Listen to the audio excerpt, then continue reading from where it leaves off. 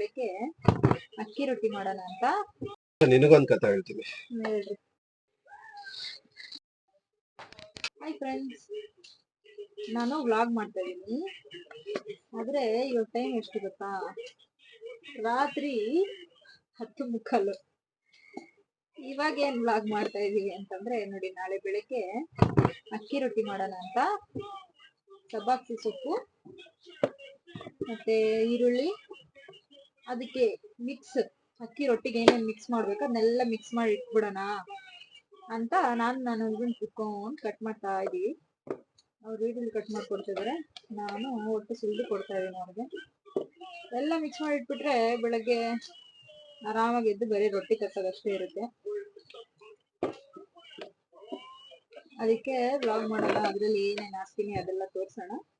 ಮತ್ತೆ ಹಂಗೆ ಇವತ್ತಿಂದ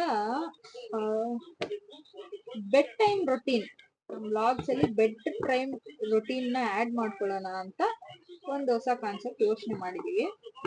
ಏನಂದ್ರೆ ನನ್ನ ಮಗಳಿಗೆ ಒಂದು ಅಭ್ಯಾಸ, ಡೈಲಿ ನೈಟ್ ಅವಳಿಗೆ ಸ್ಟೋರೀಸ್ ಹೇಳ್ಬೇಕು ಮಲ್ಕೊಳ್ಳುವಾಗ. ಅದ್ ನಾವು ಚಿಕ್ಕವಾಗಿಂದ ಅಭ್ಯಾಸ ಮಾಡಿದೀವಿ.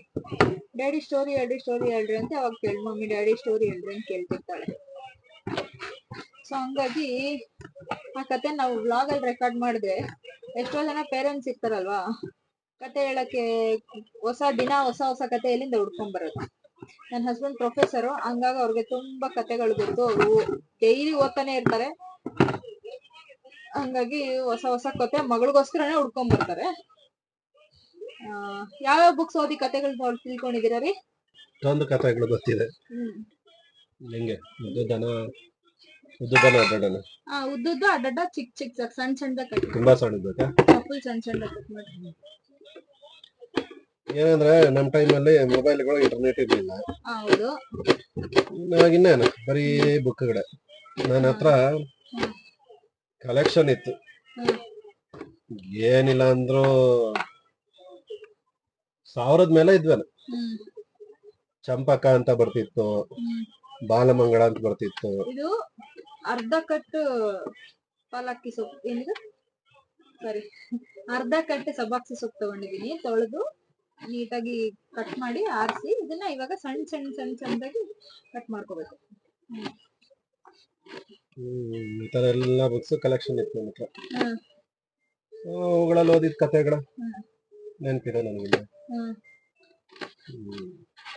ಅದಕ್ಕೆ ಹೇಳೋದು, ಬುಕ್ಸ್ ಓದಿದ್ರೆ ಯಾವತ್ತೂ ಮರೆಯಲ್ಲ. ಹಿಂಗ ನಾವು ಮೊಬೈಲ್ ಅಲ್ಲಿ ಟಿವಿಗಳಲ್ಲಿ ನೋಡಿದ್ ಬೇಗ ಮರ್ತಾಗ್ತೀವಿ. ಅದಕ್ಕೆ ಬುಕ್ಸ್ ಓದ್ಬೇಕು ಅಂತ ಹೇಳೋದು. ಹೆಂಗ್ ಅಭ್ಯಾಸ ಆಗಿದ್ದು ಬುಕ್ ಓದೋದು? ನಮ್ದು ಸ್ಕೂಲು ಎರಡು ಅಂದ್ರೆ ನಮ್ ಸ್ಕೂಲ್ ಮುಂದೆನೆ ಸೆಂಟ್ರಲ್ ಲೈಬ್ರರಿ ಕೋಲಾರಲ್ಲಿ. ಅದೇ ಇದೆಯಲ್ಲ ಮೆಥಡಿಸ್ಟ್ ಇಲ್ಲ, ಸೆಂಟ್ರಲ್ ಲೈಬ್ರರಿ ಗುಂಡೂರಾವ್. ಹೌದು.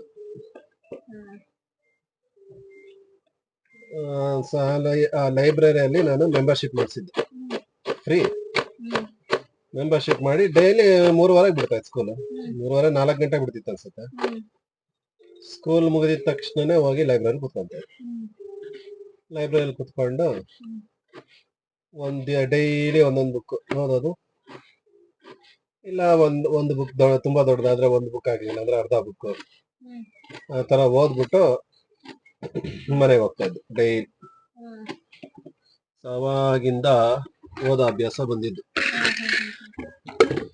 ಒಂದ್ಸಲ ಏನಾಯ್ತಂದ್ರೆ, ಹಿಂಗೆ ಹೋಗಿದ್ದೆ ಲೈಬ್ರರಿಗೆ, ಒಂದು ಬುಕ್ ತಗೊಂಡೆ, ತುಂಬಾ ಇಂಟ್ರೆಸ್ಟಿಂಗ್. ಅವಾಗ ನನ್ ವಯಸ್ಸು ಎಷ್ಟು ಅನ್ಕೊಂಡೆ? ಅವಾಗ ನಿಮ್ ವಯಸ್ಸು ಎಷ್ಟು ಅಂತಂದ್ರೆ ನೀವೇನ್ ಹಂಗಂದ್ರೆ 1980 ಅವರ ಅಥವಾ 1990? ಅವಾಗ ಅಂದ್ರೆ ನಾನ್ ಚಿಕ್ಕ ವಯಸ್ಸು ಹೇಳ್ತಾರೆ. ನೀವಂಗೆ ಹೇಳ, ಅವಾಗೆಲ್ಲ ನನ್ ಫ್ರೆಂಡ್ಸ್ ಮುದುಕ ಅಂತ ಅನ್ಕೊಂತಾರೆ ಅನ್ನೋ ಫೀಲಿಂಗ್ ನನ್ಗೆ. ಅವಾಗ ನಾನು 3ನೇ ಕ್ಲಾಸ್.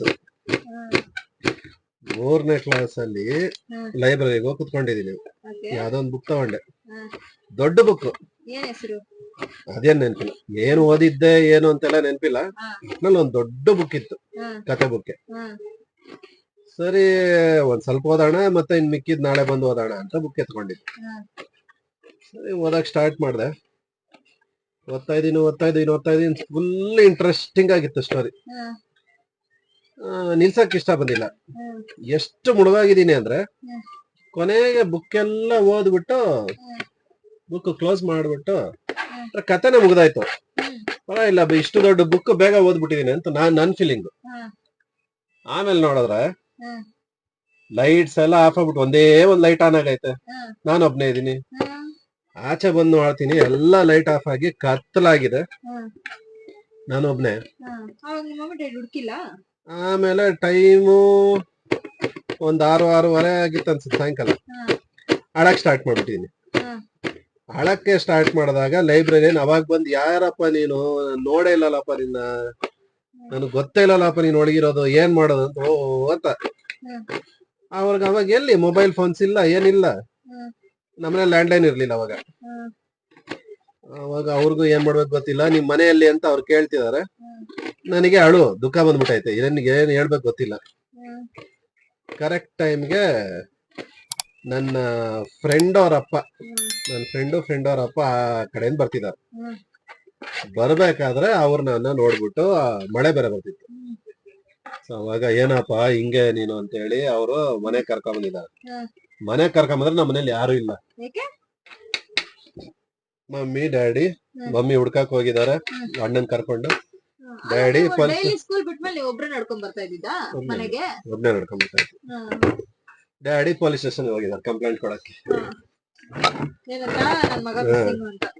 ಆಮೇಲೆ ಪೊಲೀಸರು ಅಂದ್ರಂತೆ, ನೋಡಿ ಮಗ ಇನ್ನು ಆಟ ಆಡ್ಕೊಂಡೆಲ್ಲ ಇರ್ಬೋದು, ಇನ್ನೊಂದು 8 ಗಂಟೆ ತನಕ ನೋಡಿ, ಬಂದಿಲ್ಲ ಅಂದ್ರೆ ಆಮೇಲೆ ಬಂದು ಕಂಪ್ಲೇಂಟ್ ಕೊಡೋರಂತ, ಇನ್ನೊಂದ್ಸಲ ಮನೆಗೆ ಹೋಗಿ ಅಂತ ಹೇಳಿದಾರೆ. ಸೊ ಅವಾಗ ಡ್ಯಾಡಿ ಬಂದಿರೋದು. ಮನೆಗ್ ಬಂದಾಗ ನಾನು ಸಿಕ್ಕಿದ್ದೀನಿ. ಚೆನ್ನಾಗಿ ಹೊಡೆದಿದ್ರು ಹಾಕಿ. ನಾನು ಹಂಗೆ ಹುಚ್ಚು ನನಗೆ ಬುಕ್ ಓದೋದಾದ್ರೆ. ಆ ವಯಸ್ಸಲ್ಲಾನೆ ನನಗೆ 3ನೇ ಕ್ಲಾಸು 4ನೇ ಕ್ಲಾಸು ಅವಾಗಿಂದಾನೆ ಅಷ್ಟು ಹುಚ್ಚು ಬುಕ್ಸ್ ಅಂದ್ರೆ.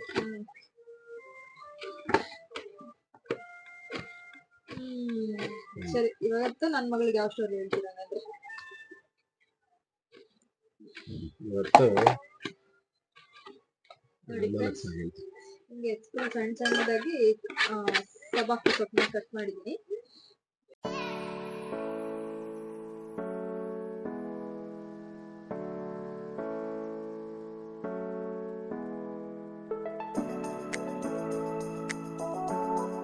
ಸ್ವಲ್ಪ ಕರ್ಬೇವು ಸೊಪ್ಪು ಸಣ್ಣ ಸಣ್ಣ. ಎಲ್ಲಾರ ಮನೇಲೂ ಐಸ್ ಕ್ರೀಮ್ ಡಬ್ಬನ ಈ ತರ ಫ್ರಿಜ್ ಅಲ್ಲಿ ಇಡಕ್ಕೆ ಯೂಸ್ ಮಾಡ್ತೀವಿ ಅನ್ಸುತ್ತಲ್ಲ. ಯಾರಾದ್ರೂ ಆತರ ಯೂಸ್ ಮಾಡೋರಿದ್ರೆ ಕಮೆಂಟ್ ಮಾಡಿ.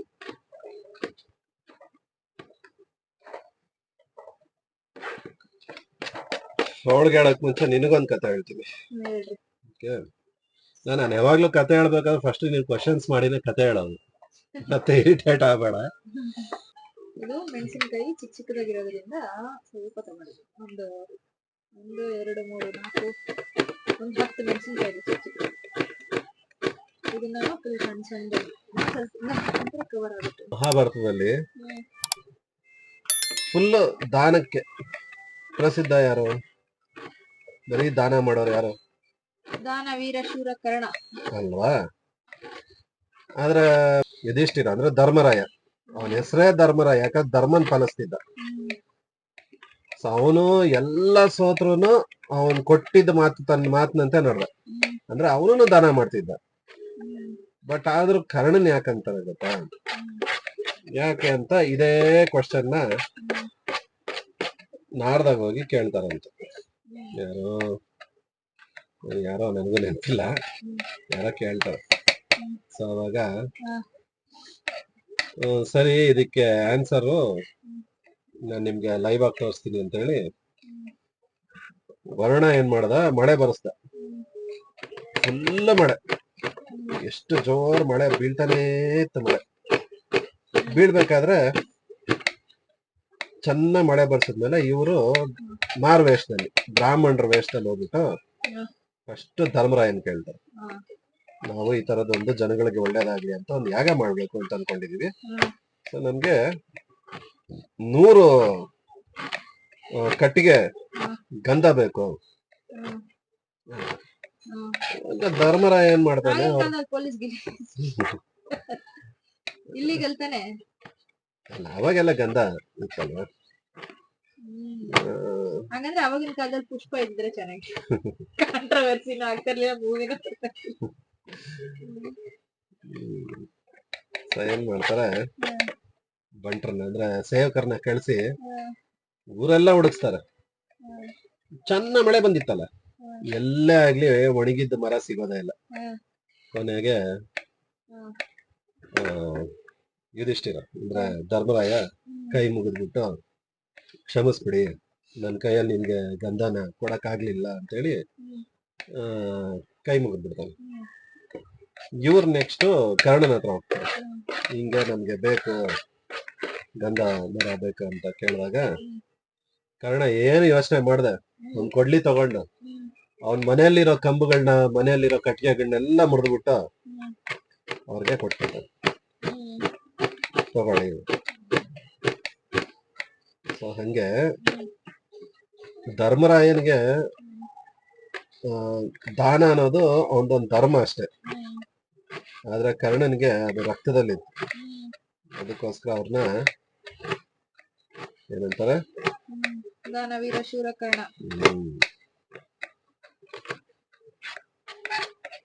ನೀವು ಚಿಕ್ಕ ವಯಸ್ಸಿಂದ ಯಾರಿಗಾದ್ರೂ ಏನಾದ್ರೂ ಅಂದ್ರೆ ಇವಾಗ ಕೊಡ್ಲೇಬೇಕು ಅನ್ನೋಂತ ಪರಿಸ್ಥಿತಿ ಆಯ್ತಾ, ಆದ್ರೆ ನಿಮ್ಗೆ ಅದನ್ನ ಕೊಡಕ್ ಇಷ್ಟ ಇಲ್ಲ, ಆ ತರ ಏನಾದ್ರೂ ಮನ್ಸಿಗೆ ಬೇಜಾರ್ ಮಾಡ್ಕೊಂಡು ತುಂಬಾ ಇಷ್ಟ ಇರೋಂತದ್ನ ದಾನ ಮಾಡಿರೋದು ಯಾವ್ದಾದ್ರು ಇದೆಯಾ ಸಿಚುವೇಶನ್? ಹೇಳ್ತಾ ಇದ್ರೆ ಅಂತ ಸಿಚುವೇಶನ್ ಬಂದಾಗ ಅನಿಸ್ತಾ ಇದೆ, ಬಟ್ ಏನು ಅಂತ ತಲೆ ಹೊಡಿತಾ ಇಲ್ಲ, ನಾನು ಯೋಚನೆ ಮಾಡ್ತಿದ್ದೆ.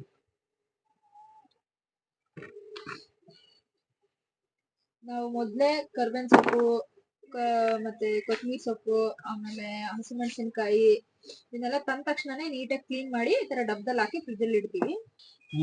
ಹಂಗೆ ಹೇಳಿದ್ರೆ ನೆನಪಾಯ್ತು, ನಮ್ಮ ಮನೆಯಲ್ಲಿ ಅವಾಗ ಟಿವಿ ವಿಡಿಯೋ ಗೇಮ್ಗಳಿದ್ವಲ್ಲ, ನೆನಪಿದ್ಯಾ? ಕ್ಯಾಸೆಟ್ಗಳು ಹಾಕಿ ಆಡ್ತಾ ಇದ್ವಿ ಟಿವಿ ವಿಡಿಯೋ ಗೇಮ್ಸ್.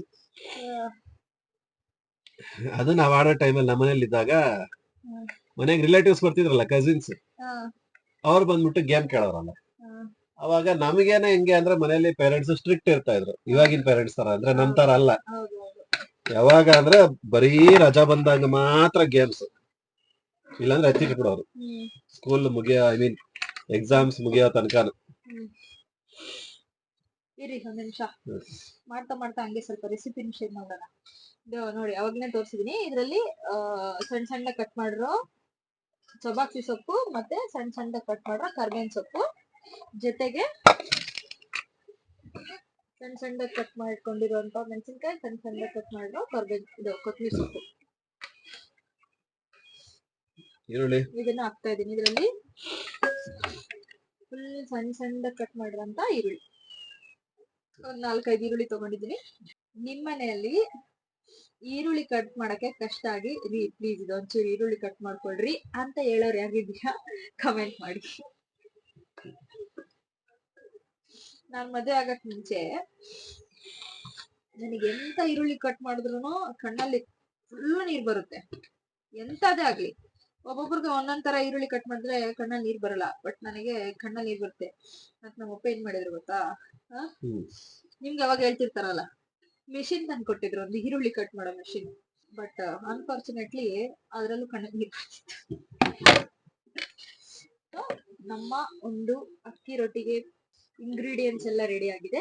ಇವಾಗ ಕಲ್ಸ್ಬಿಡೋದು, ಅಕ್ಕಿ ಹಸಿಟ್ಟನ್ನ ಹಾಕಿ ಇವಾಗ್ಲೇ ಕಲ್ಸಿಟ್ರೆ ಎದ್ದು ರೊಟ್ಟಿ ತಟ್ಟೋದು. ಕಾಣಿಸುತ್ತಾ ಇಲ್ಲಿಂದ? ಕಾಣಿಸುತ್ತಾ ಇಲ್ಲಿಂದ?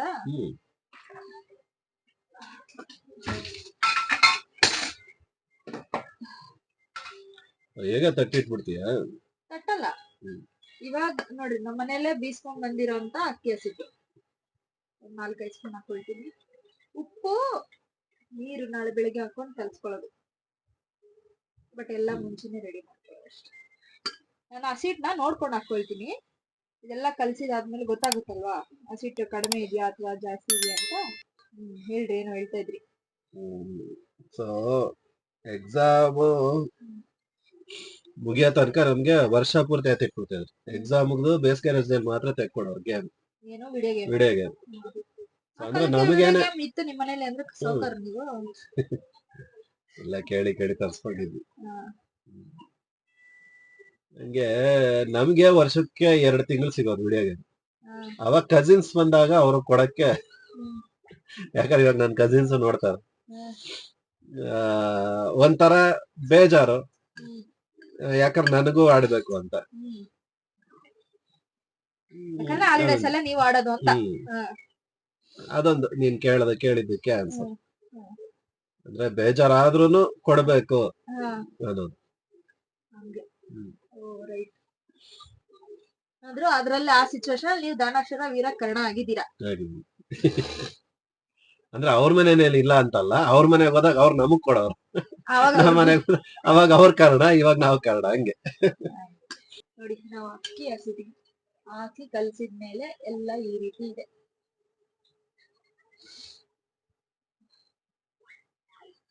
ಇವಾಗ ಎಲ್ಲ ಈ ತರ ಮಿಕ್ಸ್ ಆದ್ಮೇಲೆ ನಾನು ನೀರ್ ಹಾಕೊಳ್ತೀನಿ. ನೀರ್ ಹಾಕಿ ತೋರಿಸ್ತೀನಿ. ಕಲ್ಸಿದ್ಮೇಲೆ ಯಾವ ಕನ್ಸಿಸ್ಟೆನ್ಸಿ ಅಂದ್ರೆ ಹದ, ಯಾವ ಹದಕ್ಕಿದ್ರೆ ನಮ್ಗೆ ರೊಟ್ಟಿ ತಟ್ಟಕ್ ಬರುತ್ತೆ ಅಂತ. ಇದು ನಾನೇನು ಹೇಳಲ್ಲ, ನನ್ನ ಹಸ್ಬೆಂಡ್ ನ ಕೇಳ್ರಿ. ನಿಮ್ಗೆ ಅಕ್ಕಿ ರೊಟ್ಟಿ ಅಂದ್ರೆ ಇಷ್ಟನಾ? ಓಕೆ. ಮದ್ವೆ ಮುಂಚೆ ಅಕ್ಕಿ ರೊಟ್ಟಿ ಎಲ್ಲಿ ತಿಂತಿದ್ರು? ಇಲ್ಲ, ನಮ್ಮನೆಲ್ಲ ಅಕ್ಕಿ ರೊಟ್ಟಿ ಮಾಡೋರು. ಮದ್ವೆ ಮುಂಚೆ ನೀವು ಅಕ್ಕಿ ರೊಟ್ಟಿ ತಿಂದೇ ಇಲ್ಲ. ಆಚೆ ಕಡೆ ಸಿಕ್ತಿತ್ತಲ್ಲ ಅಲ್ಲಿ. ಆಚೆ ಕಡೆ ಎಲ್ಲ ಅಕ್ಕಿ ರೊಟ್ಟಿ ಅನ್ನಕ್ತೀನಿ ನಾವು. ನೀರ್ ತಗೊಂಡ್ಬರ್ತೀನಿ ನಾನು ಇದನ್ನ ಕಲ್ಸಕ್ಕೆ. ನೀರ್ ಕಲ್ಸಿದಾದ್ಮೇಲೆ ನಮ್ಗೆ ಗೊತ್ತಾಗುತ್ತೆ, ಅಕಸ್ಮಾತ್ ಸಬ್ಬಾಕ್ಸಿ ಸೊಪ್ಪು ಸ್ವಲ್ಪ ಜಾಸ್ತಿ ಇದ್ರೆ ಕಸರೆ ಬರುತ್ತೆ. ಹಂಗಾಗಿ ಇನ್ನ ಸ್ವಲ್ಪ ಹಸಿಟ್ಟು ಹಾಕಿ ಮಿಕ್ಸ್ ಮಾಡ್ಕೊಳ್ಳೋಣ ನಾವು. ಆಮೇಲೆ ಉಪ್ಪು, ಇದಕ್ಕೆ ಲಾಸ್ಟ್ ಅಲ್ಲಿ ಉಪ್ಪು ಒಂದು ಆಡ್ ಮಾಡಿಲ್ಲ, ಉಪ್ಪು ಒಂದು ಹಾಕೊಂಡ್ಬಿಟ್ರೆ. ಒಂದ್ ಚಮ್ಮಲ್ ನೀರ್ ತಗೊಂಡ್ಬಂದಿದೀನಿ, ಇನ್ನ ಕಲ್ಸೋಣ. ಸಬ್ಬಾಕ್ಸಿ ಸೊಪ್ಪು ಎಷ್ಟು ಒಳ್ಳೆ ವಾಸನೆ ಬರ್ತಿದೆ. ಆಕ್ಚುಲಿ ನಮ್ ಹೆಲ್ತ್ಗೆ ಸಬ್ಬಾಕ್ಸಿ ಸೊಪ್ಪು ಎಷ್ಟು ಒಳ್ಳೇದು ಗೊತ್ತಾ? ನಿನ್ ಮುಖನೇ ಕಾಣಿಸ್ತಲ್ಲ ಅಲ್ಲೇ. ಮತ್ತೆ ಇದು ಕಲ್ಸ ತೋರ್ಸ್ಬೇಕಂದ್ರೆ ನಾನು ನಿಮ್ ಮುಖ ಆಡ್ ಮಾಡ್ಕೊಂಡಿದ್ದೀನಿ.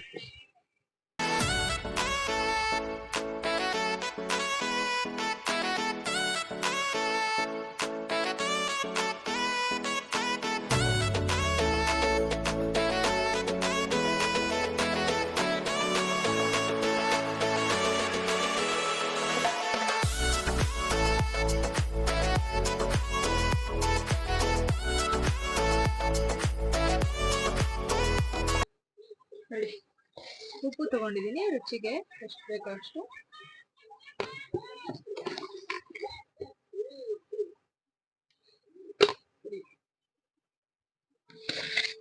ಹಾಕೊಂಡು ಇನ್ನ ಸ್ವಲ್ಪ ನೀರ್ ಹಾಕೊಂಡು ಲಾಸ್ಟಿಗೆ ಒಂದೇ ಒಂದ್ ಮಿಕ್ಸ್ ತಿರ್ಗಿಸ್ಬಿಟ್ರೆ ಈ ಹಸಿ ಏನದು ಅಕ್ಕಿ ರೊಟ್ಟಿಯ ಮಿಕ್ಸ್ ರೆಡಿ ಆಗುತ್ತೆ. ನಾಳೆ ಬೆಳಗ್ಗೆ ಎದ್ದ ತಕ್ಷಣ ಅಡ್ಗೆ ಮನೆಯಲ್ಲಿ ಏನ್ ಕೆಲ್ಸ ಇರಲ್ಲ, ಹೋಗೋದು ಹೆಂಚ್ ಮೇಲೆ ಪಟ ರೊಟ್ಟಿ ತಟ್ಟೋದು. ನಾವ್ ಈ ತರ ನಾಳೆ ಮಾಡೋದಿಕ್ಕೆ ಇವತ್ತೇ ರೆಡಿ ಮಾಡಿ ಇಟ್ಬಿಟ್ರೆ, ನಾನು ಅಕ್ಕಿ ರೊಟ್ಟಿಗೆ ಮಾತ್ರ ಯಾವತ್ತು ನೈಟೇ ನೆನ್ಸಿರ್ತೀನಿ. ಅದು ಟೇಸ್ಟೇ ಬೇರೆ ಇರುತ್ತೆ.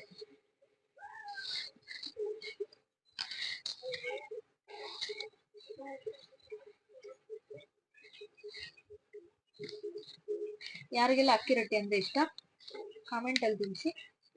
ಅಕಸ್ಮಾತ್ ನಮ್ ರಿಲೇಟಿವ್ಸ್ ಆಗಿದ್ರೆ ಮನೆಗ್ ಕರೆದು ಅಕ್ಕಿ ರೊಟ್ಟಿ ಟೇಸ್ಟ್ ಮಾಡ್ತಾರ. ಇಲ್ಲ ಚಾನೆಲ್ ಪೇಜಸ್ ಆಗಿದ್ರೆ ನೆಕ್ಸ್ಟ್ ಯಾವಾಗಾದ್ರೂ ನಮ್ ಕೋಲಾರ ಕಡೆ ಬಂದ್ರೆ ನಮ್ಮ ಮನೆ ವಿಸಿಟ್ ಮಾಡಿ. ಏನಂತೀರ ರೀ?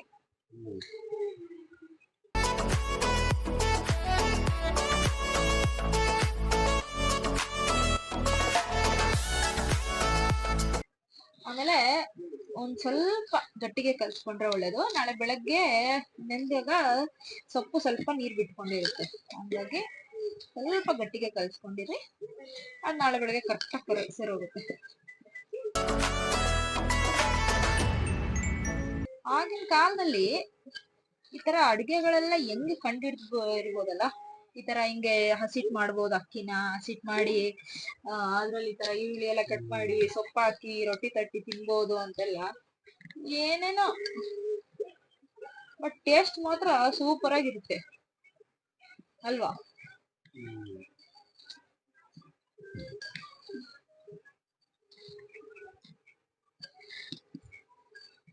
ನಮ್ಮ ಅಕ್ಕಿ ರೊಟ್ಟಿಯ ಇದು ರೆಡಿ ಆಗಿದೆ. ಏನಂತಾರ್ರಿ ಇದನ್ನ ಅಕ್ಕಿ ಹಸಿಟ್ಟದು ಅಕ್ಕಿ ರೊಟ್ಟಿಗೆ ಅಕ್ಕಿ ರೊಟ್ಟಿ ಮಿಕ್ಸ್ ರೆಡಿ ಆಗಿದೆ ನೋಡಿ. ಇಷ್ಟು ಮಾತ್ರ ಇದ್ರೆ ಅಕ್ಕಿ ರೊಟ್ಟಿ ತಟ್ಟಿ ತಿಂತಾ ಇರೋದೆ ಬಿಸಿ ಬಿಸಿ. ಇದ್ರ ಜೊತೆ ನನಗೆ ತುಪ್ಪ, ಬಿಸಿ ಬಿಸಿ ಅಕ್ಕಿ ರೊಟ್ಟಿ ಜೊತೆ ತುಪ್ಪ ಹಾಕೊಂಡು ತಿನ್ನಕ್ಕೆ ಸೂಪರ್ ಆಗಿರುತ್ತೆ. ಸರಿ ಫ್ರೆಂಡ್ಸ್ ಹಂಗಿದ್ರೆ ನಮ್ಮ ಅಕ್ಕಿ ರೊಟ್ಟಿ ಇದು ಮಿಕ್ಸ್ ರೆಡಿ ಆಗಿದೆ. ನಾಳೆ ಬೆಳಗ್ಗೆಗೆ ಅಕ್ಕಿ ರೊಟ್ಟಿ ತಟ್ಟಿ ಅದ್ರದ್ದು ಆದ್ರೆ ಒಂದು ಮಾಡಿದ್ಮೇಲೆ ಹೆಂಗಿರುತ್ತೆ ಅನ್ನೋದನ್ನ ಕ್ಯಾಪ್ಚರ್ ಮಾಡಿ ಲಾಸ್ಟ್ ಅಲ್ಲಿ ಹಾಕ್ತೀನಿ.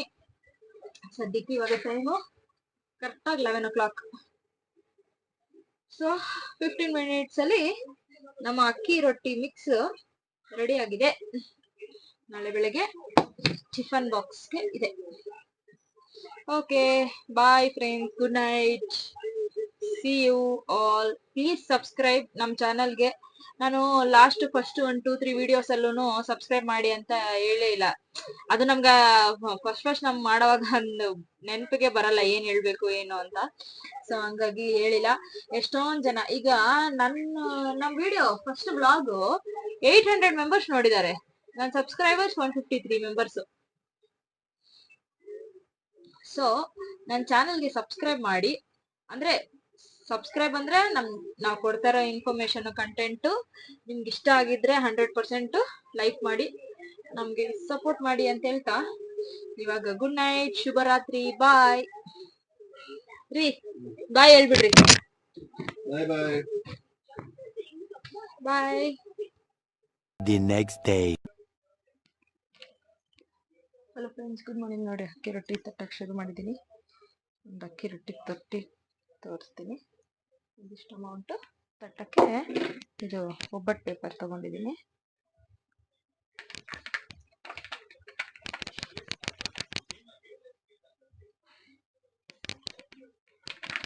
ನನಗೆ ಇದರ ಒಬ್ಬಟ್ಟು ಪೇಪರಲ್ಲಿ ತಟ್ಕೊಂಡ್ರೆ ಎಷ್ಟು ತೆಳ್ಳಗೆ ಬೇಕೋ ಅಷ್ಟು ತೆಳ್ಳಗೆ ಬರುತ್ತೆ. ಅದಕ್ಕೆ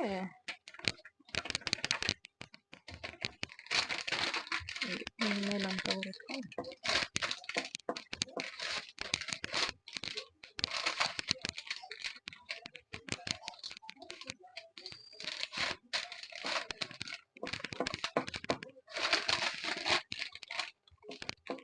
ರೌಂಡ್ ಆಗಿ ಬರುತ್ತೆ.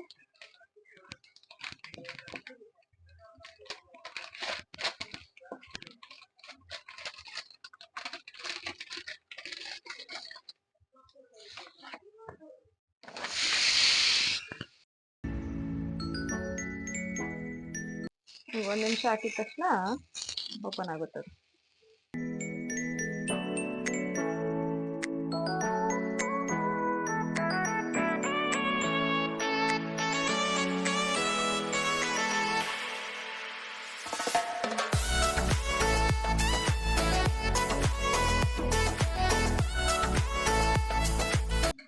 ಅಕ್ಕಿ ರೊಟ್ಟಿ ಬಿಸಿ ಬಿಸಿ ರೆಡಿ.